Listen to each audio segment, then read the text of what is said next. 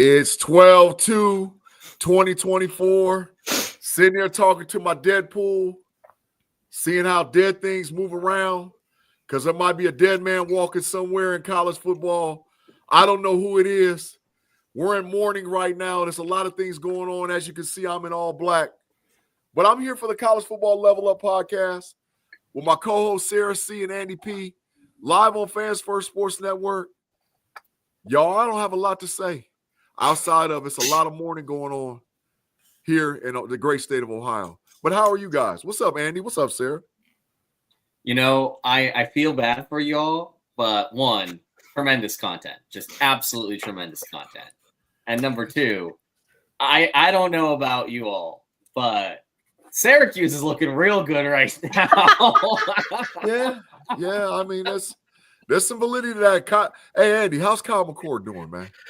You know, they just, I was going to send it to you, but that felt like rubbing salt in the wound. Syracuse just cut up a highlight video that starts with Kyle McCord saying in this press conference, somebody, one of my friends who was in the media pool, asked him if it feels any better to have the game that he had after Ohio State had the game that they had. And he looks the camera dead in the eye and just goes, everything comes full circle. And so Syracuse cut that up and turned that into a highlight video. That felt rude to send into your ether today, but I'm not gonna lie. The weekend was a roller coaster, and that has to be one of the craziest rivalry weekends I have ever seen. I didn't expect it, but like top to bottom, I think that there was a fight tracker going around Blue Sky somewhere. I think we ended up with like 7 fights or something. Like it was facts. Yeah. Hey, listen. I mean, that Ohio State-Michigan fight was epic. But I'm going to tell you, boy, that dang on North Carolina State, if you haven't seen that already, that was a one-on-one, mano-y-mano, and somebody was going to get knocked out. And I don't know who was, but they was about to go at it. But, Sarah, what's going on with you? How you doing? I'm doing okay. You know, watching that game was very depressing. And I was quite angry whenever that fight broke out. And I was like, why the heck they're letting this happen? All this different stuff. And then as the day went on, it was kind of interesting to watch how many of these schools really just, can't lose. And this is a big thing. And I get it's rivalry week, but I mean, come on. And I really liked Sarkisian coming out at the end and just being like, you know what? Like we won, we got their 60 minutes, like we showed it up on the field. We didn't have to do something like that. We didn't need to start any more drama. Look at what happened all day. And I mean, Ohio State and Michigan was the staple of it. So little sad, but the chaos at least got better. So at least it wasn't just, us losing. Yeah. Hey, Sarah, that's a great segue to our first topic, man. The dust is settled. We got a clear picture of the college football playoff as of today. I think we're very clear about who's going to do what and how. I think with the losses of Ohio State and Miami and the other teams that lost, what are you guys thinking concerning the playoff right now? And who would you say is in? Who do you think sealed their fate? And if you had to pick a 12 team, what would you do? I think it's really interesting to look at this from both a numbers perspective and from a head-to-head perspective, because you really do think about it. And I had a friend talking about these, like, man, like we could have gone back to the BCS days here, because there's about four to six teams that I feel really confident in. Like we know Texas right now, they're the favorites. We're going to talk about that game later. Texas feels like your top SEC team. Notre Dame feels like your top at-large team. Oregon feels like your top Big Ten team. And then after that, after those four, you're taking a step down with everyone. Like I do think Ohio State, Penn State, and Georgia are all very good teams, but they're all very flawed teams, as we've seen at different points of this year. Primarily with all of them, it's all on offense. And then after that, but you have to let them in just because their floors are so high and their defenses are so strong. And after that, you're looking at just a bunch of teams that like, look, Indiana took care of business all year, but we just know that they don't have the physicality when you play against these bigger teams. Miami's defense can't stop a nosebleed. The winner of the ACC title game is going to deservedly be in, but like I don't think any of those teams are particularly excellent. Yeah. And you've got the group, and then the only 2-loss team that I haven't talked about here is Tennessee, and that's because they're so banged up. They'll have a month to get healthy, but I don't know if they're going to heal along the offensive line enough to really offset what is an offensive issue of if they don't get that running game going, there's nothing happening there. So when you kind of talk about the playoff, I think that you're going to look at one of these 3-loss teams getting in, and there's a good chance that Georgia will probably have 3 losses and be in the playoff. And so we're talking about one of Alabama, Ole Miss, South Carolina, Clemson being in as an at-large. But I mean, Sarah, I don't know if you feel any differently, but for me, it's like I kind of don't care after those top 6, 7 teams, because I just don't think that any of them could like do. If you were to put a gun to my head and say, could Alabama beat Texas? Like, sure, they could. I just don't think that they. I just don't think that they will, and I have no confidence in their ability to do it after everything that we've seen this late into the season. No, I mean, I predominantly agree with mostly about that. I think that Miami has really shown their flaws these past few weeks, and I really think that if SMU loses, that might give them a little bit more of a jump, but I could see them possibly not making it, and if they do, I think it's more of a media push than anything. And I think that Clemson's in the same kind of realm of that one. I like SMU. I think that they can be a fun team. I think that they could possibly at least win one game. I don't see them winning it all. I mean, I really think there's probably only 3 teams that can win it all. And one of them did lose last week. And I'm not trying to be biased. I still think it is the team that I root for, because I think that they have shown so much these past few weeks. It's okay to be biased there. It's okay to be biased. It's okay to be biased. Go ahead. I'll say it till I'm red in the face. I mean, I think their biggest weakness right now is coaching. And that's not just saying, some of the play calls that were happening on that field, but the things that happened at the end of the game were very telling of somebody that you just can't trust. And I can't trust that person in the end if you're going to be playing at Texas and at the end. Like, that's the thing that I just really, really, really have questions about. And there's some other teams. I think Notre Dame's a little scary. So Tim might be real happy to hear that. Hey, remember I told y'all a couple weeks ago? I told y'all a couple weeks ago, I said Notre Dame is for real. I said it a couple weeks ago. Yeah. USC looked a little bit like they were going to possibly do something, and Notre Dame's defense didn't play the strongest game, but USC still couldn't pull it off. And their offense seems to be really finally finding their place. I mean, they don't have the heavy, passing game and everything like that, and that might come down. But I mean, these heavy hitters, sometimes it's all about running. It's all about the line. It's all about, who can do time of possession. And I think Notre Dame is very, very strong in those points. And I think Marcus Freeman has really, really shown that he's a good coach. Like, he's really starting to show his colors, and I'm really starting to become impressed. I wasn't very sure about him in the beginning of his hiring, but I'm starting to find him at least, taller. Facts. Marcus Freeman's a hot name, a hot coach, all around the sector. So listen, I'm gonna run 12 teams down, right? I'm gonna run 12, and you guys can agree or disagree with any of the 12 that I run down that I think is going to be in, right? This is no order. I'm just going to run 12 teams down. Oregon, Texas, SMU, Boise State, Ohio State, Penn State, Georgia, Tennessee, Notre Dame, Arizona State. Oh, here's the final 2. South Carolina and Alabama. I left a team out. If you notice, I left a one-loss team out. So do you guys agree or disagree with those teams that I picked making it in? Andy, I'll start with you. Yeah, I don't know if I fully agree. I'm there with most of them. I think that when we look at this, I think you have to let Indiana in because they are a one-loss program from the Big Ten. And remember, Okay. like Big G, you and I talked about this all offseason. This was built for the Big Ten and the SEC, and the Big Ten and the SEC cannot let the precedent be set that a one-loss team from one of those conferences gets left out due to resume or due to other factors, because that then opens the door for other Big Ten or SEC teams with multiple losses to be left out for that same reason. And I think that when you're looking at this, like that's, I think that, again, if you're trying to woo Notre Dame to come into the Big Ten, you have to kind of make the argument of, look, you can lose a game in this conference, not make the championship game, and still make the playoff. So that for me is like, I would add Indiana and drop Alabama.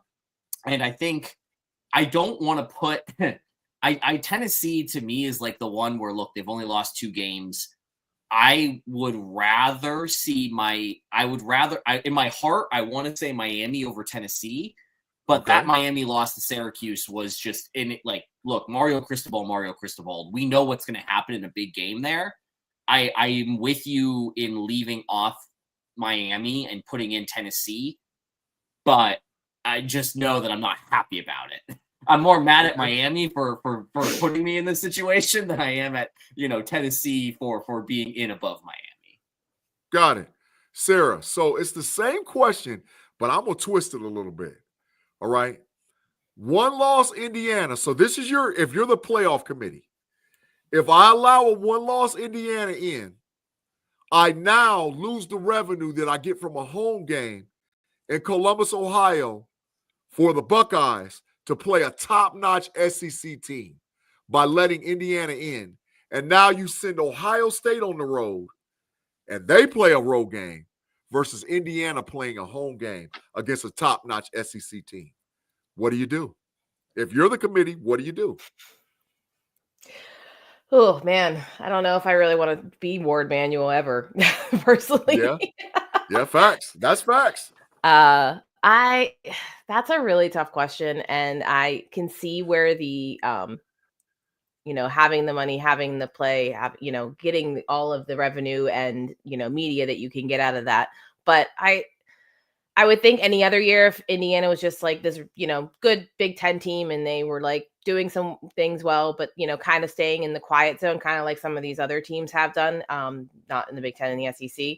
But I gotta say, Cignetti has brought a lot of attention to this team, and I think that it's brought a lot of media to this team. I mean, you have Pat McAfee talking about him constantly. Yeah, I know he's in Indianapolis, but that's a huge, huge name to be naming this team and talking about this team a lot. So you can't really say that this is any other year of them not being relevant. So I don't know if that's something that you can really play into that.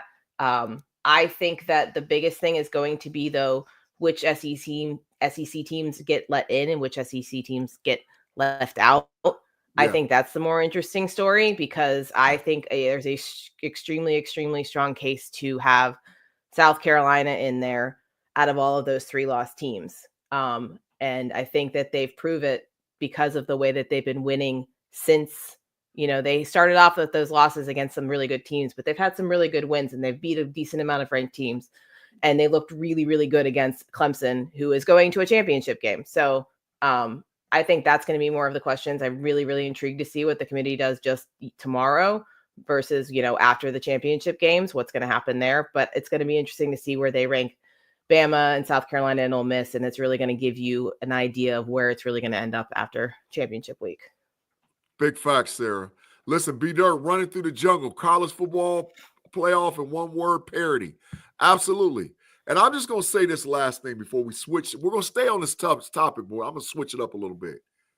I believe in my heart of hearts, the biggest revenue dollars that can be made for the college football playoff in year one is the SEC runner-up hosting a playoff game, the Big Ten runner-up hosting a playoff game, Ohio State hosting a playoff game, and Notre Dame hosting a playoff game. I think if you had to choose between Tennessee and Ohio State, I think you would choose Ohio State just because of the revenue. I know Tennessee holds 100-some thousand people, But when you're already going to get 2 SEC teams hosting, you might want to get that Big Ten, the biggest stadium in the Big Ten, to host a playoff game. That might be biased, but I'm looking at revenue concerning money. And Ohio State was a top 2 team the entire run of the season. They took an L at the end. So I don't know how far you penalize Ohio State down. I look for them in the college football committee to drop no lower than 8. I would be shocked if they drop lower than 8. I put them somewhere around 7. So at that stage, I think that Ohio State still hosts a college football playoff game. Yeah. So Big G and Sarah, I guess on that point, we're in a really weird scenario where you've got the number 1 team is going to be Oregon, who's undefeated.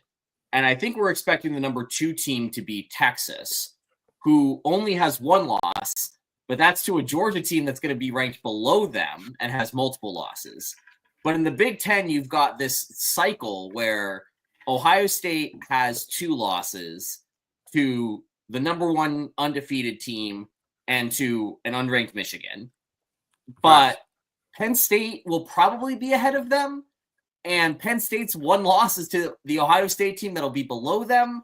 And then obviously I'm caping for Indiana and Big G's leaving them out of the playoff. But Indiana's only loss is to Ohio State. Like, I guess my question here is, like, if you were ranking the Big Ten teams, we have Oregon at 1. Yeah. I'm assuming you put Penn State at 2. And unless they lose. If they lose, then nah. So you're saying if Penn State loses the championship game to Oregon, you would have Ohio State above Penn State in the final playoff rankings. Yeah, because and I think the committee's going that way, Andy and Sarah. I think they are, because head-to-head matters. I think when all said and done, and when this thing shakes out, head-to-head matters. And so remember, this is big money that they're talking about seeding. So, I mean, I know that there's chatter to say that the Big Ten runner-up hosts a playoff game, but I think if Penn State falls to Oregon, Ohio State jumps them and hosts a playoff game.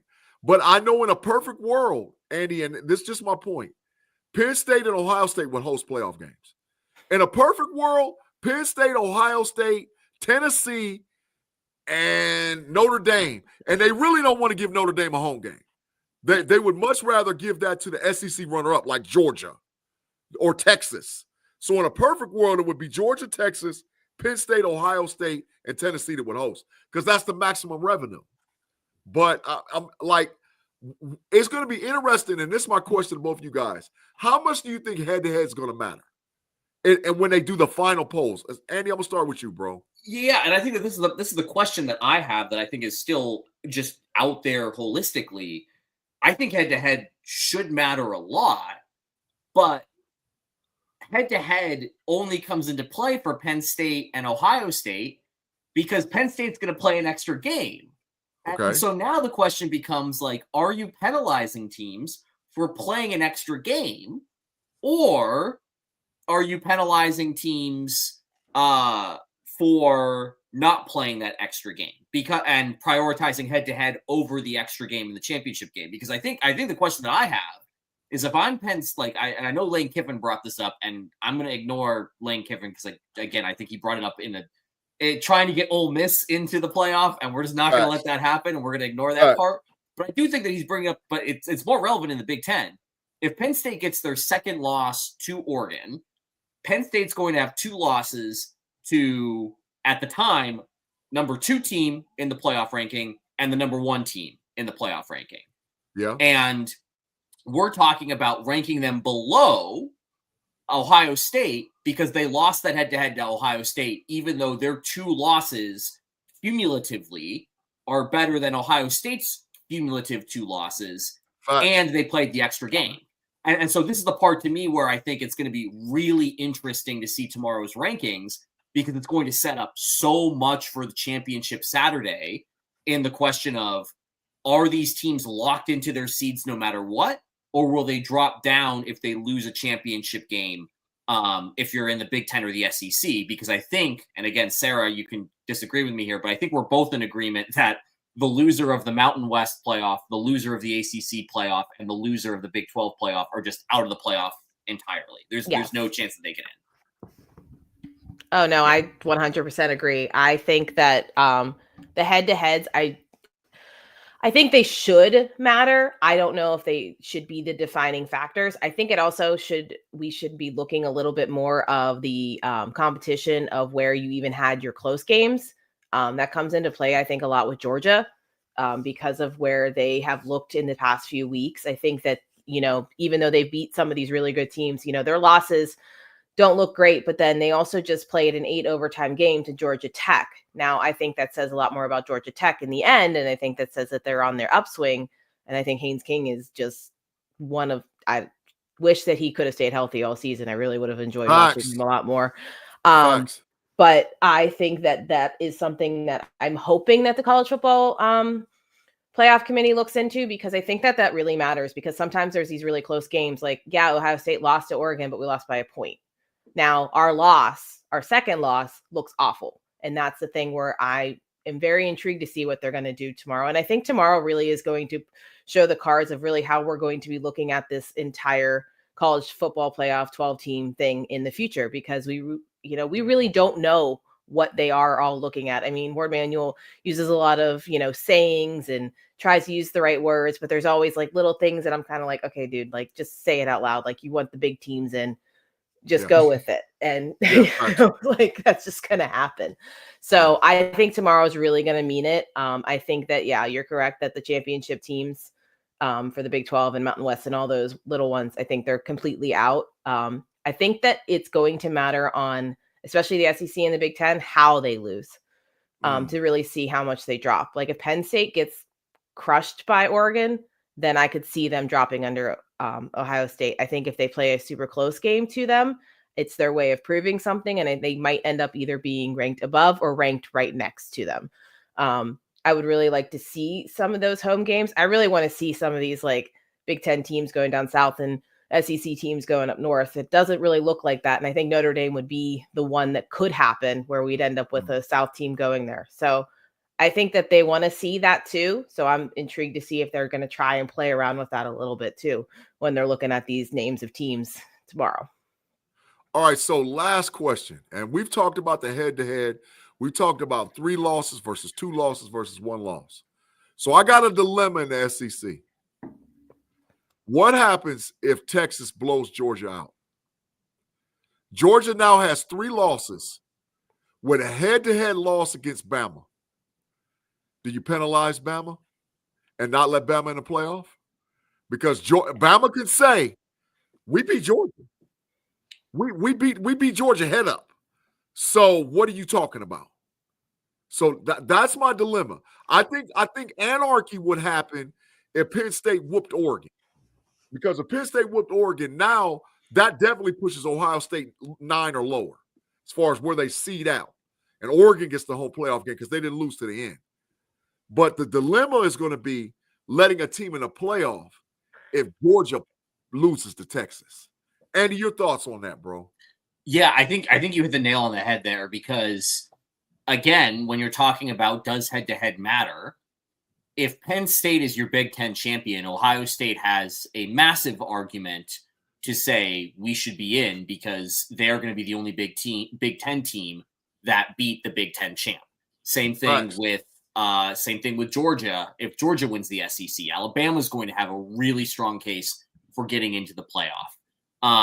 I think that even if you were to look at the ACC, if Clemson wins, South Carolina is going to be standing there saying, like, look, we just beat them at their home stadium. We should be able to get in because we have one of these wins over a team.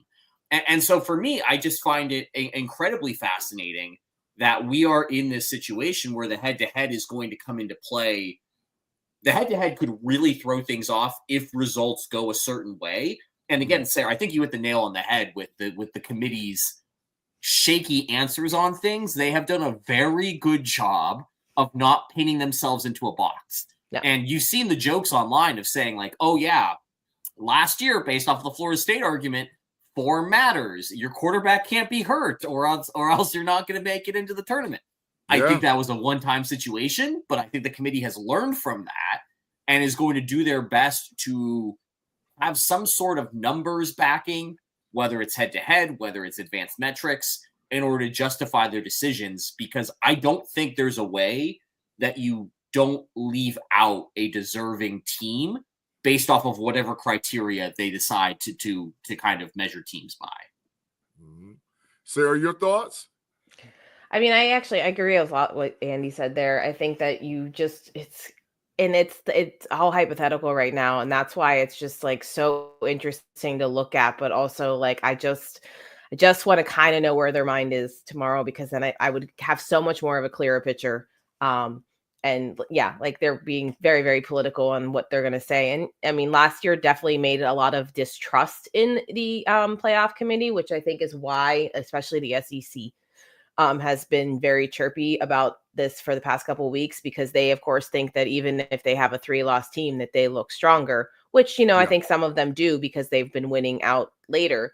But, come on, like, let's look at these, logically, but also look at it that, not everyone can make it in. I don't care who you are. I don't care how strong of a conference you have. I mean, you have to have some type of logic to it and sense to it, and allowing these smaller schools. That's why this whole thing started, was so that we could finally get a Boise State in there without having to eliminate one of those big schools. So I'm very intrigued to see how that is going to work out. I think that, again, the head-to-heads are going to be interesting, and it really is. It's going to matter about these past weeks. I mean, Georgia, if they lose to Texas this week, but they play a close game, they beat Texas. Facts. Just a couple weeks ago. And I think them and Bama are probably the most interesting, because I think one of them is going to get in and one of them is going to go out. And it's all going to be about how this championship game ends and how it works out. And that's really what I'm the most intrigued at. I think that's the most interesting game out of all of the, 4 of them. I think they're all going to be extremely entertaining. And I think that there's going to be some really fun games. But I think that one's going to be the most interesting because we've seen them play already. And we saw Georgia play a pretty dominant game against Texas, but Texas has looked a little bit better in these past few weeks, especially defensively. And we all have seen how Georgia has gone in slopes with their offense. And defensively, They have not looked as strong. I mean, they let Georgia Tech score. I mean, I don't know what it was before. It was like in the 30s. So I knew it was a super high scoring game before they even hit their 8 overtimes. Like, they're letting up a lot of points. So I really, Sarah, I really believe what you're saying. And I just think there's going to overall be some bias. I don't know in which direction. I don't know if it's going to be Big Ten bias or SEC bias. It's just going to be some bias. I don't know who and what. And somebody's going to get left out. Who that is this year, I don't know. Rob Lightfoot says they're going to try to get 2 ACC teams in, 3 SEC, and 4 Big Ten. I don't know about that, Rob. Not so fast, my friend. I'm going to hit you like they hit you on the college game day. Not so fast. We're going to see. Hey, listen, we got to take a break. We got to pause for the calls. We got to pay some bills on Fans First Sports Network. Wherever you're listening to us, wherever you get your audio podcasts, Apple, Spotify, Google. We'll be right back. If you're watching us live on YouTube, thanks for the chatter. Thanks for the comments, because we feed off of the comments in the show. So keep them going, keep them up. And we'll be right back with the Level Up College Football Podcast.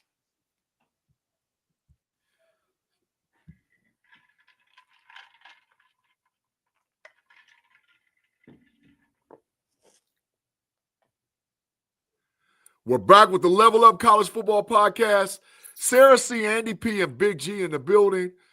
Hey, I was in mourning. Y'all see I got my Deadpool, man. Me and Deadpool had to have a conversation, man. It was a mourning weekend. He brought me out of it when, my Steelers got the big win over the Bengals, but that's another show for another time, for another show and another conversation. But hey, we're here. We're here to talk about college football, chopping it up. Listen, I don't think we got to spend a lot of time on it, but we have to spend some time. Is the Heisman Trophy Travis Hunter's? Yes or no, good or bad? And how much of the Deion effect is real? Sarah, I'm going to start with you. Is the Heisman Trophy belong in Boulder, Colorado this year? I mean, I've been saying it all season, so I don't think that I can really go against what I've been saying. I think Travis Hunter is one of the most fascinating and best college football players I've seen in a long time. I think Genty, if he really has a blow up game against UNLV, I think he's definitely going to be the second. I think that it's a 2-man race anymore. I don't really see any of these quarterbacks coming in. I think that they'll get invited, of course, because they've had some impressive games, but it's a 2-man race. I just think that, he had the 3 touchdowns this past week, and Dion definitely, has an effect. But I think that the likableness of Hunter has really been playing into it this season. He has been on a lot of the shows this year and has really gotten a lot of great feedback from a lot of these commentators and ex Heisman winners. There's a lot of them have said really great things about him and just the kind of guy that he is. And I think that might play into it a little bit even more than the Dion effect. I mean, yeah, Dion is, it. I mean, he's brought so much to college football and to Colorado, and I really, really hope he sticks around for at least another year or two. That's just me personally. I just think that he's brought so much to college football, and he has done a lot for the Big 12, especially. So I'd really like to see it, but I think it's a 2-man race, but I'm all in for Hunter. I just think that we haven't seen something like this, and I'd really like to see it not to go to a quarterback for once. Just like the MVP award.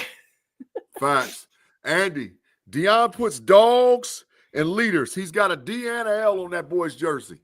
Is it his trophy, man? And how big was the Dion effect to give him the trophy this year in Boulder, Colorado? Look, I still think that Ashton Genty should be in this conversation. Just, again, Boise would not be here if it wasn't for Genty. The Heisman is not a team award. It is an individual award, but Boise is playing for a conference championship game, and Colorado is not. However, what we saw from Travis Hunter this year was pretty straightforward. One of the most impressive seasons that I have ever seen. And again, I think part of that is just due to the fact that I have not really been a college football watcher during a true two-way player era.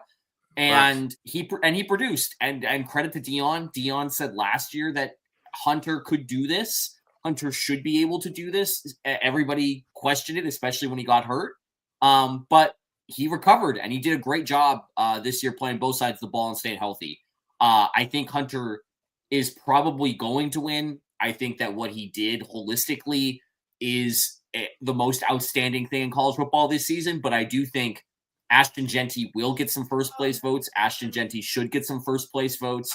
What he's done at the running back position, again, he's just standing there looking like Freddy Krueger and then goes 0 to 100, and everyone knows he's getting the rock.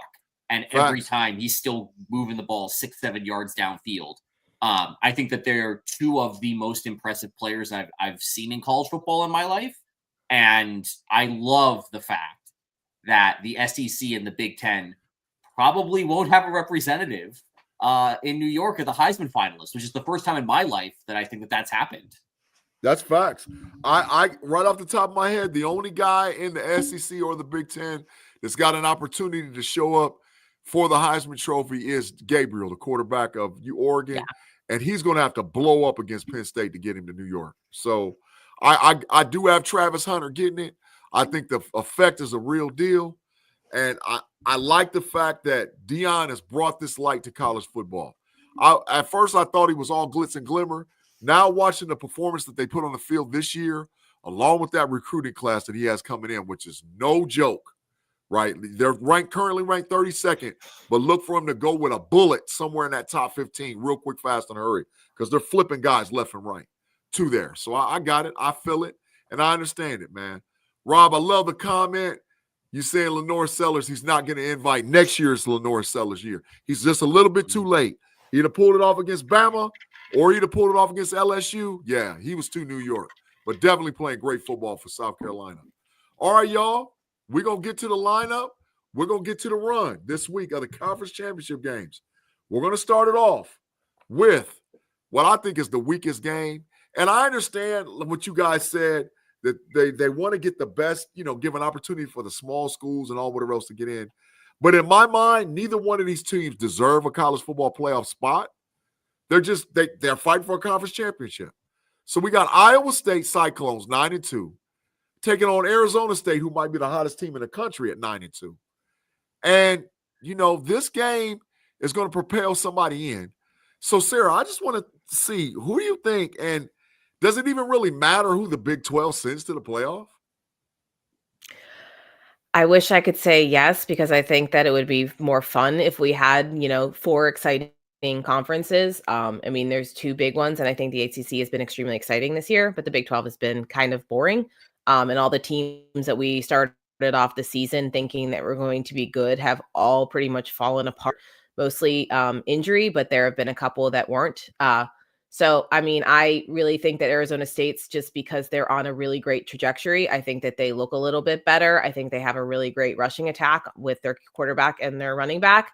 I haven't been able to watch a bunch of them, but over the past couple weeks with some podcasts and other things that I've been listening to, a lot of people have a lot of trust in that coach and the team. So I think that I give a little bit more to that. And Iowa State had that little blip in the middle, and I think that says a lot more for them and their quarterback. So that is kind of where I'm at. I don't think it's going to be a super exciting game, but I think it'll be a good game. I don't think it's going to be like just, 3-3 or something that's like a full blown out. I think that they're both going to play really, really strong, because this is the only way that they get into that playoff. I'm feeling it. Andy, man, does it matter? Because I think either one of them that win, they're one and done. They're in the playoff, and it's adios muchachos. But what is the key, and who do you think is going to win this game, bro, between Arizona State and Iowa State? Yeah, I think that this is one of the more not disappointing games, because the numbers say that this game is going to be incredibly close. Vegas obviously has Arizona State as the favorite. EPA, over on College Football Insiders, they have this game as a very slight Iowa State lean. Bill Thies SP Plus over on ESPN likes Iowa State by 3. It's just one of these games that's going to come into who's hotter and who's playing better.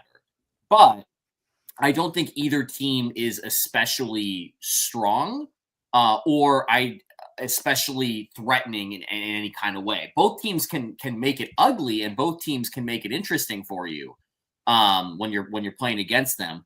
Like, for example, Iowa State, really, really solid when we're talking about offense. They've been a relatively efficient team. Their issue has just been that they just haven't been explosive. Arizona State, kind of very similarly, very good when we're talking about passing the ball efficiently, but they don't really have any downfield threats. And so you look at both of these teams, and it's like, okay, we're getting two sides of the same coin here, where they could probably win this game and get into the playoff, and they'll get a bye, maybe. But again, I think that this is, to your point, Big G, I think both of these teams, one of them is going to win, get the 12 seed, and then be one and done, because they're going to have to go on the road. And in the case of Arizona State, might have to play somewhere real cold, real quick. Yeah. I mean, I agree with both of you guys' points. I think that Arizona State is Oklahoma State from last year. Scatterbo, the running back, is all they have. Just like Oklahoma State, all they had was Ollie Gordon. And I don't think that they can challenge a team vertically at all. But you never know, because what Iowa State defense is going to show up. And I know that kid Rocco that plays quarterback for Iowa State, he can run. But I don't think he can challenge a team vertically either. So it's going to come down to who's more proficient with running the football. I just personally think that if you're going to put a team in that's going to give a feel for where somebody can get behind them as an underdog, I personally think that Arizona State's that team.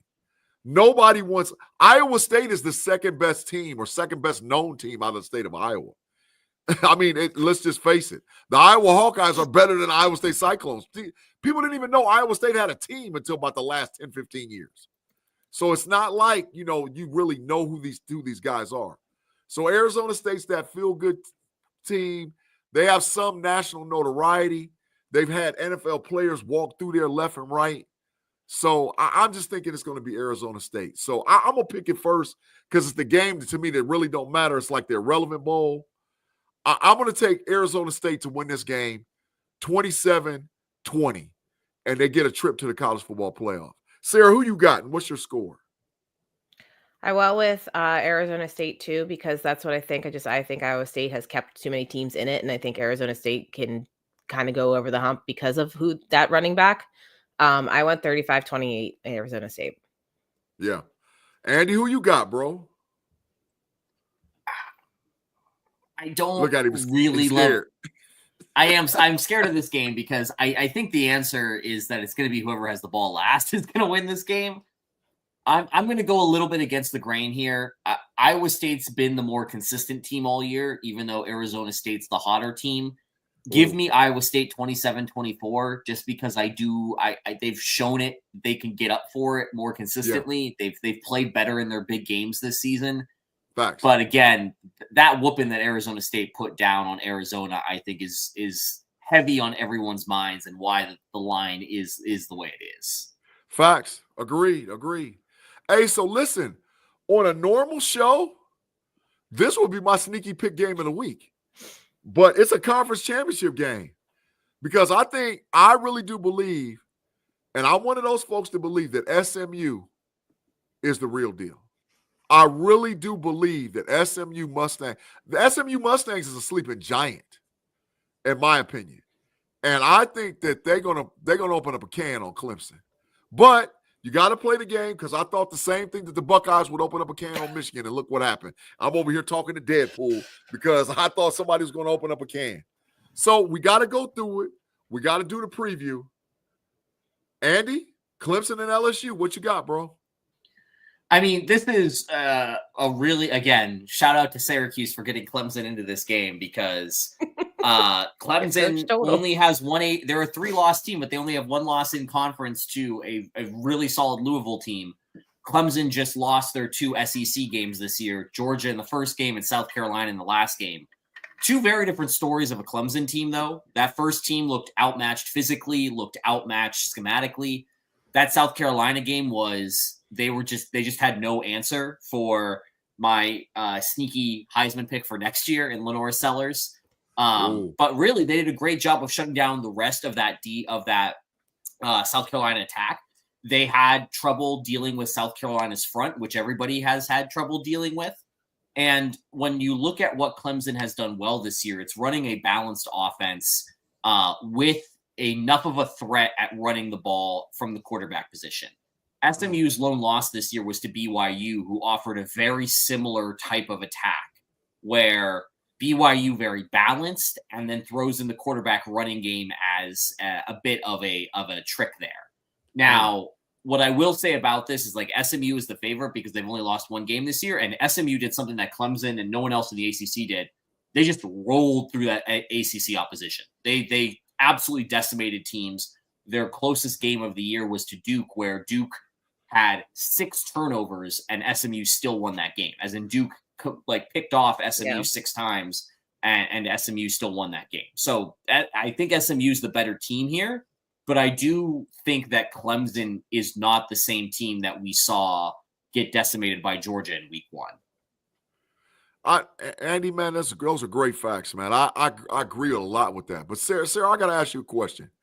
If you had to choose between Kevin Jennings, the quarterback at SMU, and Cade Klubnik, the quarterback of Clemson, who you got to win the game? Jennings. Straight up.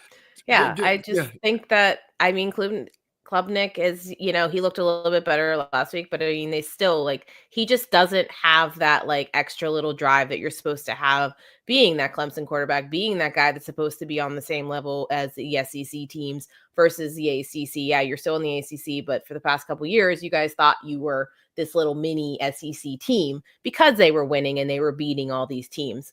I think SMU has looked very, very good. I think that they have enough mobility they have a really strong line. They've only let up 9 sacks on Jennings. So I think Clemson's going to have a little bit of a battle there. I was looking into a couple other little things, kind of seeing what could cause Clemson to possibly win this game, because I think that's more of my question. I know everyone's big on Clemson. yeah, I think they looked a lot better, but I still just don't think that they're the Clemson of the past anymore. SMU has been extremely, extremely sloppy and has had a lot of penalties. They're That's one of facts. the highest on the penalties. They have 101 with 962 yards. So, I mean, that's going to be what Clemson can kind of play off. You can get them to lose a lot of yardage if you can get them to get some stupid penalties.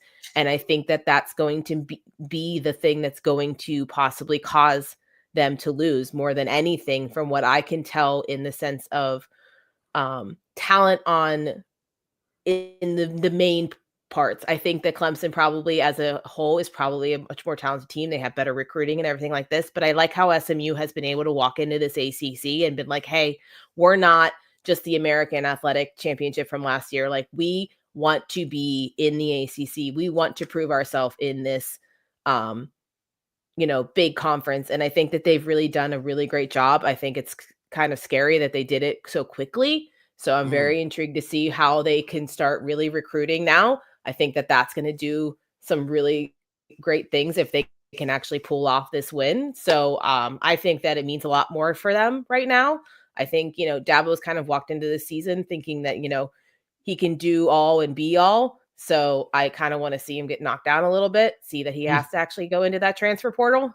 And then, if they do win, I don't think if they made it into the playoffs, I don't think they're going to go too far anyways. They're definitely not going to make it with the bye. Like, they're not going to get it, in my opinion. Man, I'm feeling, I think Clemson's out with a loss. Yeah. So I'm going to say this about, and this is why I want to clarify concerning SMU being a sleeping giant. 50% of SMU's roster is the Dallas-Fort Worth-Arlington Metro. That's the roster. They have, outside of Detroit, Michigan Metro, and outside of Florida, Dade County, have the highest metric for high school players transitioning to the college football Division I, and then high school players transitioning to the NFL. I did the lookup as far as transition from high school, because, Andy, I always talk about blue chip talent, right? SMU has more blue chip talent than what you think. So they're saying, oh, they're SMU and all whatever. Oh, no. Listen, their starting quarterback, Jennings, is from Dallas Oak Cliff High School. Any of you guys that don't know anything about Dallas Oak Cliff, that's a top 10 high school in the country. They produce NFL players all day, every day, and twice on Sundays. And this kid can play. In my opinion, he's a top 5 or 6 quarterback in all college football. He can attack you vertically. He can attack you with his feet, and he's smart with the football. He doesn't have a tremendous amount of turnovers. I think he's got 7 interceptions, and 4 of those 7 interceptions was tip passes, so it wasn't on him, right? It hit the receiver in the hands. He just knocked it up in the air. This kid can play, and keep in mind, he's only started since past the 4th or 3rd game of the season, so he didn't even get a full season. So you're just now getting an idea of what this kid looks like as a true sophomore. So I love SMU. I think from a talent standpoint, man, they are fast. They're not as bulky as South Carolina, but I think that they're going to give Clemson some of the same fits that South Carolina got, because they have fast athletes, and that gives Clemson fits. Clemson doesn't have the blue chip ratio of players that you thought. This ain't the Clemson when they was walking Deshaun Watson and Trevor Lawrence and Travis Etienne. That's not these guys. It's D-Hop. They ain't no guys like that over there on Clemson's team. So saying all that, I'm going to pick again first, and I've never done it twice on the same show. I'm going to pick again. SMU going to dust Clemson off. Give me SMU 34, Clemson 17. They going to beat them like they stole something. That's what I'm saying. Because, listen, they're a sleeping giant. Don't sleep on SMU. You better get them now. There's several teams I'm calling sleeping giants. That's one of them. SMU is a sleeping giant. Sarah, who you got this week between Clemson and SMU? I did want to say, when you were talking about them with speed, did you see the 3 missed tackles on Lenora Sellers? Just to put that in there. Facts. Big so facts. That's just even says it. I went with SMU. I think it's going to be a little bit of a closer game, because I think that, Clemson's still trying to prove something out of everything. They still want to look at like that blue chip type of team. So I think I went 28-23 SMU. Got it. Andy, who you got, bro? Yeah, I agree with everything that's you've all said. I think SMU is here to kind of prove that they are more of a power 3-4 roster than we wanted to give them credit for. And they've done a tremendous job in talent acquisition. So I'm going to pick SMU as well. I think that they're the better team. I think that they're probably the better coach team as well, which is kind of wild to say. Give me SMU 28-25. I think that they do cover in this game, and they get the ACC auto bid, and now ultimately are probably getting a bye out of this whole thing. Top 4 seed, without a doubt. SMU, I like them. All right, y'all, we got to take one more quick break. We're going to go a little long today because it is conference championship week. So, we normally go into hour. We're going to go a little bit longer today. If you're watching us live on YouTube, we'll be right back after we pause for the cause. If you're listening to us, wherever you get your audio podcast, give us a second. Let us pay some bills, hear a word from our sponsors, and we'll be right back with the Level Up College Football Podcast.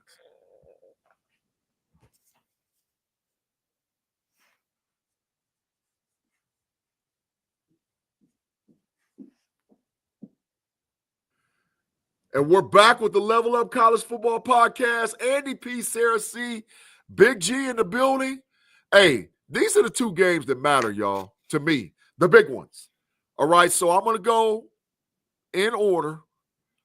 Penn State versus Oregon in Indianapolis. Oregon comes in as the only unblemished team in the regular season of college football. I called it at the beginning. I said nobody was going to make it through without the playoff with being undefeated. But this is a big-time matchup. This game could seal the legacy for James Franklin. Let's just be honest. Let's just be frank. If some kind of way, and I need to hit you with a stat, and this is going to hurt all the Buckeye fans. This is the God's honest truth. If James Franklin wins the Big Ten championship, he now has more Big Ten championships than Ryan Day. That is sickening. If you're a Buckeye fan, that is sickening. He now has 2 Big Ten championships. So, can Penn State pull off the upset against Oregon? Andy, man, you the ACC guy, but I'm going to give you a chance to chop up the Big Ten first, man. What you got this week, bro? I think that this is a very fun game because we have seen Penn State kind of beat the allegations after the Penn State game or after the Ohio State game where they went out and did a lot more offensively than I thought they were capable of. Now, all of that is running through Tyler Warren, which I really am a little bit worried about. I don't love when an entire offense is being run through one player in that way, but it's obviously working. Now, I think the biggest challenge that we're going to see here is that when you talk about what is Oregon bringing to the table, we know Oregon is bringing a physicality that is up there with any other team in the country. What I don't think we talk about enough is how they have just one of the best passing defenses in the entire country. They're 5th in EPA in total pass defense. And then when you go on offense, they are one of the best rushing attacks in the country. And they just got Tez Johnson back to add to a top 10 passing attack. Like, we know that the Penn State defense is elite at rushing the passer and at stuffing the run with minimal bodies in the box. Oregon is going to be the hardest challenge. And my only concern for Penn State, we haven't seen them face any team that can challenge them in that way because Ohio State did not challenge them their offense did not challenge Penn State's defense in the way that Oregon is about to in this matchup. Facts. I agree. Sarah, what you thinking this week between Penn State and Oregon? I agree with a lot of what Andy says. I think that this Oregon offense is going to put up a really big fight on Penn State. And I've been saying it all season, like maybe not always on here, but just out loud. Like, you can't have even a tight end. Like, I know it's great, but that can't be your only number one weapon in an entire team. You can't win in the Big Ten with something like that. It's just not the way to do it. And I wish Tyler Warren was, something else, because I thought he would be like a hidden little sleeper with a Heisman because the way he's played. But he just doesn't have the stats because they don't have that offense. I don't trust Aller. I don't trust a lot of the other people. They're very even when it comes to rushing and receiving, but again, it's nothing that is super explosive or anything like that. And I think Oregon is in there. Again, it's another team that's just wants to go into these games and prove the fact that they deserve to be in the conversation and being in this bigger conference now, being in the Big Ten, the fact that they are undefeated. Dan Lanning is thriving right now. I mean, he is living on such a big high because this is all he's ever wanted. And I just love it. They went into that Washington game. Yeah, it was a rivalry game, but they went in like they didn't have to even play half the amount of offense that they did or anything on that game. And they wanted to go in and make sure everyone knew, hey, no, this isn't just, any other game. We know we're already in the championship. So I think that really means a lot. And I think that, the biggest question at the beginning of the season was Gabriel and that offensive line. And they have turned a massive, massive corner in the final end of the season. They've only allowed 5 sacks in the last 9 games. So whenever you're going against a team that where they're the strongest in the defensive front, but you are much stronger on your offensive line, I don't know how much pressure they're really going to be able to get on Gabriel. If they do, I think that that's probably going to be the biggest weakness, because if Gabriel gets a lot of pressure, he starts to fall apart a little bit. So I think I think he's going to be the kill card or win card for them. I think if he plays a solid game, he's going to kill Penn State. But if Penn State can get him on that ground, I think that they could pull off that win. But I have a lot more faith in Dan Lanning and Gabriel and that Oregon offense right now. Sarah, let's face it. Andy, let's face it. Dan Lanning is the hottest coach in the country. Dan Lanning and his hire from out of Georgia to Oregon 2 seasons ago was paying off today. They basically went and got their version of Kirby Smart and put him in the Big Ten. And he's got the physicality. He's got the speed. He's got the know-how. Heck, Oregon's roster is a bunch of SEC players. But it's just something about, Penn State, man. I don't know what it is, but it's like when James Franklin gets a second chance, he doesn't blow it. And this is the first time in a while he's gotten a second chance. And I'm like, man, I don't know. Because they can get physical too now. Let's not forget, Penn State's front 7 is not to be played with. Let's not forget they have a 2-headed monster at running back. They can get real physical, real quick, fast, in a hurry. Let's not forget that they probably have 3, possibly 4 NFL offensive linemen on Penn State's current roster, right? So let's not forget that this ain't like a scrub. This is a legit top 5 team that's going to say, Oregon, we don't care nothing about your tough uniforms. We don't care nothing about all that exciting and flair. We're coming in there going to put the old school, no name on the back, and we coming to punish you. And because we are the Big Ten. So saying all that, Sarah, who you got this week between Penn State and Oregon? I've been running a little bit high on Oregon, seeing how they've been playing as the season has gone on. So, and I just can't ever really truly trust James Franklin or Penn State. I just think that he finds some way to do it. I mean, he's just pulls these losses out. I mean, I get it. I get that he thinks that he's better. I think that he is a good coach. I don't have anything against him. If I'm going to look at the coaching and everything else that you have on both teams, I'm going to go with Oregon. I think they have just a little bit higher of a standard of talent, and I think they have the better coach, and I think they have the better quarterback. And, that doesn't always mean everything, but it means something when it comes to these types of games. So I went 36-21 Oregon. Oh, you got them, dusting them off. Yeah. Andy, who you got this week, bro? Who you got, and what's your score?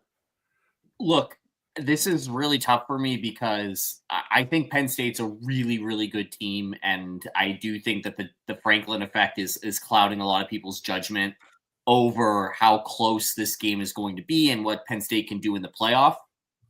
However, the problem is that Oregon's just the best team in the country.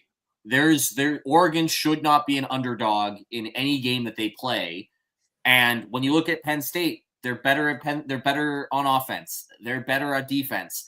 They're better at every facet of offense and defense. They're better at special teams. Like, Oregon's just a better team than Penn State. And so the question then becomes, can James Franklin outcoach Dan Lanning? And I'm not gonna make my that's not where I'm going to make my bet. Give me Oregon winning this game 28-24. I think it's really close, but again, Oregon's better and they've got the better coach. Man, listen, I was 50-50 before the game. Once they announced who was playing, I've been 50-50 the last 48 hours trying to figure out, is this a game that Franklin could pull off? And I looked at all the intangibles, offense, defense, special teams, coaching, playing position, who handles pressure better. I couldn't find one reason that Oregon couldn't win. I really went through it. And I just couldn't find a spot or a place where I was like, okay, they're going to get them in this area. However, I know without a doubt that Penn State is going to play these guys really, really tough.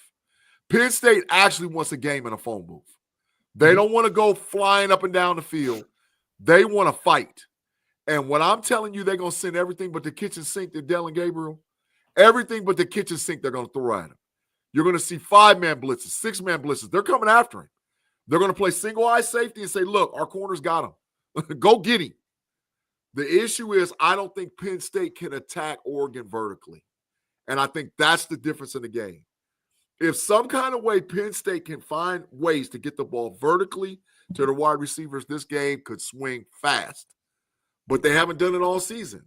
Wallace is their best wide receiver. He doesn't even have close to 1,000 yards. So they're not going to go vertical. Their best vertical threat is Warren, the tight end, number 44, and he's a dog. He's the best tight end in the country. So I don't see it happening, but I see a phone booth. So saying all that to be fair and knowing what the odds say, I like Oregon to win 35-32. I think Penn State covers the spread, and it could come down to where Oregon wins on the last possession because Penn State's going to fight them boys. They're going to fight because they know this is their one and only. And so for all y'all know, I'm Big Ten biased. This is Penn State's one and only opportunity to say we're the top dog because Michigan's coming. Ohio State will be back. Oregon is trying to prove they're the big dog. This ain't to be played with. Indiana's a team or program on the rise. Penn State's window is right here and right now. And I don't know. And I think that's going to give them enough fight to where they're going to keep it close. But I just like Oregon in the end. All right, y'all. The last game, the SEC championship game, I think it's the best matchup of the weekend. The Georgia Bulldogs versus the Texas Longhorns. A lot to be played here because I really do believe there's going to be a lot of debate if Georgia loses this game that they go in. 3-loss South Carolina, 3-loss Alabama, 3-loss Georgia. I don't know. Especially if Texas mashes the gas on them. So, saying all that, Sarah, Georgia, Texas A&M, what you got this week? No A&M, but Texas. Oh, I said A&M, Texas. Yeah, the Longhorns. I get them. No, not that other team. You know what? That's my bias showing up. I got to correct myself. That's me being biased because I think everything in Texas is all the same. That's me being big biased. No. I want to look at, the stats and everything like that, but I just feel like this is going to be a straight up dog race. Like this is just going to be two teams fighting till the end. I mean, they both have a lot to prove. Texas has a little bit more to prove because they lost a couple weeks ago against Georgia. And I think Georgia has been on a little bit of a slide since then. So that high that they were running off didn't last too long. And I think Texas is running off a little bit of one. I mean, their defense is going to be what pulls off this win. I still, again, like I've been saying, I just don't have this amount of trust in that full offense. I don't love their quarterback. I think they have a lot of great weapons and everything like that. It's not that I don't trust a lot of the players on that team. I just think that it's going to be a defensive battle. And I think that's mostly because of the fact that that's kind of almost what they want, which is not a Sark type of thing.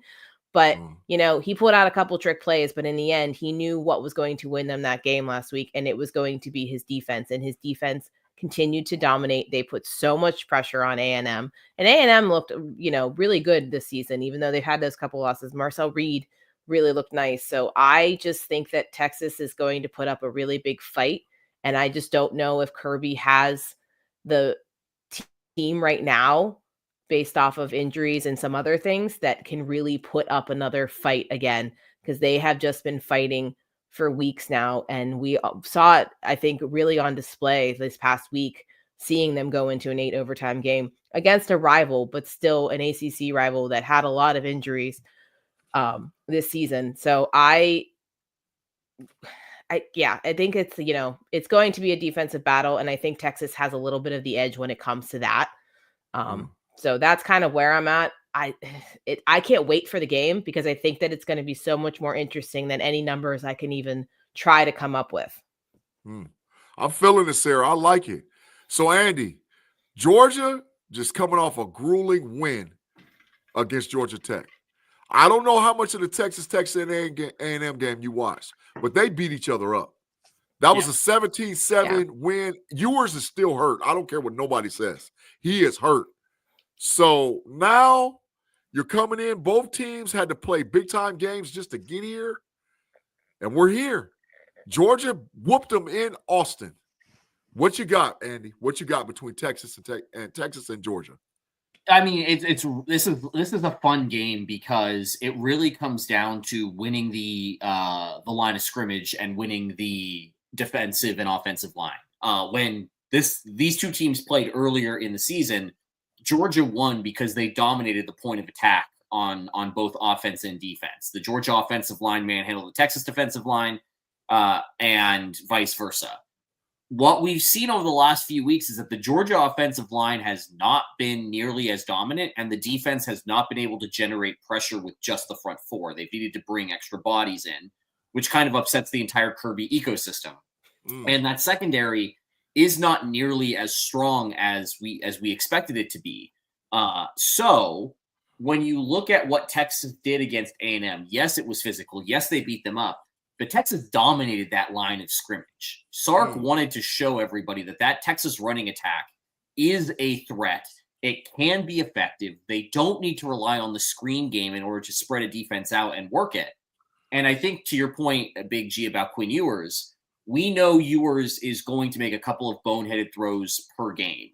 But unlike Carson Beck, Ewers is very good at executing those easy throws at near 99% accuracy and intelligence. And he can also uncork a deep ball like nobody's business. Like, he's got that Russell Wilson moon ball in him. And so when you kind of look at this game, like, Texas has the recipe necessary to beat Georgia at its own game.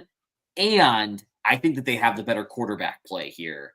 And which kind of just, again, we're talking about all these games, all these spreads have been within 3.5 points. Like, it's why the Vegas is leaning Texas, and why I'm leaning Texas as well here. Man, I feel it, y'all. And I'm just going to be honest. And I cannot believe I'm saying this, but I think the difference in the game is a backup quarterback. I think that if Arch Manning hits the field, Georgia's in trouble. Arch Manning, who played against Georgia earlier this season when Ewers was ailing, is not the Arch Manning they're going to get this time around. And I think Sarkisian has the know-how to put his team in position because he's an offensive-minded genius. Georgia's not going to see the same playbook that they saw last time. They're going to do stuff that you ain't seen all season. They've been waiting just for this game to plot, to figure out how they can get their revenge. And I think some of that is going to be Arch Manning on the field. Arch Manning is going to play big-time minutes in this game, y'all. I'm telling you, I look for him for more than 4 or 5 series. And I look for Arch Manning to maybe even have 2 touchdowns, 1 throwing and 1 running, because the kid can run. He runs 22 miles an hour. If he breaks an open field, it's adios muchachos, my friend. It's touchdown. So Texas, Andy, you know how you were saying Oregon is a team that can win it? Texas is a team that can win it too. So saying all that, Andy, I'm going to go to you. Who you got and what's your score? Yeah, I think I tipped it here. I just, much like the Penn State Oregon game, Texas is one of the top 3 teams in the country by pretty much every metric you go by. Georgia's a top 10 team. I just don't see a way that Texas is outmatched by Georgia in this game, with the exception of the secondary. And I don't know if Carson Beck can take advantage of it. I think this game is a Texas win 25-23. Like it's gonna come down real close. It's gonna be a tight game, but give me the Longhorns to win this one. I think that they're the better team.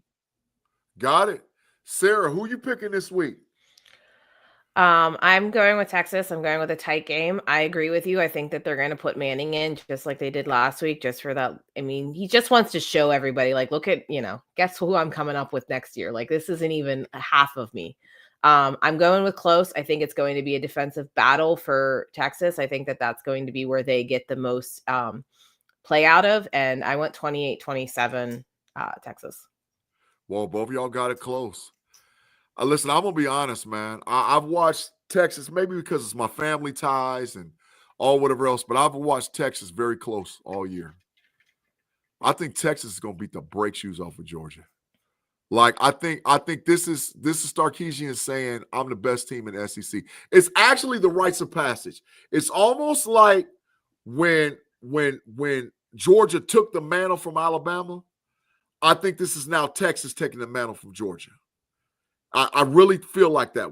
And I think that the difference is going to be is because how aggressive Stark is going to be with his offensive play calling and his defensive play calling. I think that that's just going to get just imaginative. I think they're going to blitz Beck like he's never seen all year. I think they're going to hurt Beck. Ultimately, when it comes down to it, I think they're going to hurt Beck. I think they're literally going to try to knock him out of the game because they're going to do to them what got done to them in Austin. People don't realize Texas loves get back just like the Buckeyes and Wolverines love get back. When they get a chance to get back and rub salt in the wound, they love it. So this is their opportunity. I got Texas dusting them off 35-17. Texas going to dust them off, and it ain't going to be close. Give me the Longhorns. And by that win, the Longhorns now become the number one seed in the college football playoff. Yep. All right, y'all. Yeah. We're to the end of the show. Great show, you guys. You know how we end every show? Sneaky pick of the week, sneaky game. Sarah, I'm going to start with you for this championship weekend sneaky game of the week. So there aren't too many games to choose from, so it was really hard. But I mean, there's really only one game that can really be that sneaky because it's going to be who's going to get that, final little extra, the power, or not the Power Five, the five conferences that could possibly make it. Boise State's playing UNLV, and UNLV has looked good, and they're ranked, and they could possibly pull off this upset. I've watched a little bit more of Boise State than I have UNLV. You really can't watch a lot of them out here because it's 3 hours behind, and I don't always like to stay up till 2 or 3 o'clock in the morning. But I think that that could be the only sneaky thing because then you don't know who's going to be in that position. I think Boise State would probably still get it just because of the fact that you have Genty, but I'd be really, really intrigued to see what would happen. Got it. Andy, who you got for your sneaky game this week, bro? Yeah, I think Tulane and Army is really interesting here. Tulane was in the running to potentially steal away the Group of Five bid if UNLV pulls the upset, but then they went out and lost to Memphis, and I think that we're looking at the Mountain West champion being the playoff seed. But the reason I say this is sneaky is that right now Tulane is still the favorite. The line opened at -4. All of the numbers say Army should be a 2-point favorite here. I think that's really interesting. And I think it's one of those, like, the numbers don't show recency bias. And I'm surprised there's not more recency bias in that line here. If you are in a not New York sportsbook legal state, I would keep an eye on that because I think I'm not necessarily saying like it's a lock. I'm just saying that all the numbers say that Army should be the favorite here. And I would assume that looking at the eye test, I would take Army as a favorite here too. So it's weird that Tulane is still a favorite in this game. Yeah, I'm feeling it, man. Hey, so listen, I got to put a little bias on this, man, as we close out. I live in the middle of MAC country, right? I'm literally in the dead center of MAC. There's within a 80-mile drive, there's 5 MAC schools. Within a 100-mile drive, there's like 8. So I mean, I'm actually going to watch the Miami of Ohio versus Ohio University MAC championship game. Oh yeah. I think I mean it's going to be a fascinating game for you guys that haven't seen this kid play. His name is Brent Garbert. He's the quarterback of Miami of Ohio. He's got close to 3,000 yards passing. He can throw the ball all over the field. He's definitely a very good quarterback. But Ohio University's got a little sneaky good team that fought hard against some teams that were really better than them. And I think that's going to be a surprisingly good watch for good television. You know, Mac doesn't never get any shout-outs on our show. They're normally a Tuesday thing with the Maction. But this conference championship game is going to mean something. So my sneaky game is Ohio University versus Miami. And, my wife's alma mater is OU. I have my boys went to Miami of Ohio. I don't know who to cheer for. I just want to watch good football on the last season, regular season or championship weekend season game for college football season. You guys, it has been an outstanding, great, wonderful season. I cannot believe we're to the end of it. We are literally on the verge of the first 12-team college football playoff. It went so fast this season. I mean, it just seems like Andy, it just seems like we was doing off-season stuff. And then we got Sarah in here, and now it's, hey, man, it went fast. So, first of all, I want to thank you two for an outstanding season. I'm looking forward to Fans First Sports Network or wherever we're at with the College Football Level Up podcast in the future. We're definitely going to be with you guys for the playoff because it's going to be some must-see games, especially that first and second round. So we're going to be here to continue with the action, with the coverage for the action for the college football playoff. But I got to just give it to my co-hosts. Let them say what they got to say, and we're going to get out of here for final show. So, Sarah, what you got to say? I just want to say thank you so much. I have had an amazing time. I have learned so much about college football. I've always had a lot of fun watching it, but it's really been fun to be able to learn a little bit more and really see how this has changed over the years. I've had so much fun talking to you guys and learning from you guys. I'm just so happy to have been included, and it's been a really, really great season. So that's all I really can say. Appreciate it, Sarah. You're definitely needed to the podcast. We appreciate you. Andy, man, my boy, we've been riding, man. It's year 2. Year 2 is in the books, man. What you got to say as we close out the regular season of college football? Check me out on Substack. Been writing about Syracuse. Going to do a deep season recap here because Syracuse just finished 9-3. And for the record, that has happened exactly twice since 2000. They're finishing the season ranked. They're probably going to be in the 20s when the playoff ranking comes out tomorrow night. This has been a dream season under Fran Brown, and I'm hearing whispers of a Gator or a Holiday Bowl. So Syracuse is going to be playing in one of those like marquee old school bowls against potentially a Florida or a Michigan or a Colorado. So there's a lot, like Syracuse's season is not over yet. I'm still going to be covering it, and there's still a chance that it ends on an even higher note than it did this past Saturday. So I'm enjoying. While Big G is wearing the all black, I'm wearing the all orange. Yeah, man. You know, I'm still in mourning. You know, Deadpool had one little last comment to me, man. He told me it's going to be all right. He said we're going to have an opportunity or a chance. But man, it was a hurtful season this year for the Buckeyes, man. We still got a shot. It's still the playoffs. But that's why we do college football, because we have an overall love for the sport. We love college football, and I love talking college football with you too. So as for Big G, Sarah C, and Andy P, we'll check you guys next time on the playoff edition of Fans First Sports Network College Football Level Up. We'll holla. Peace.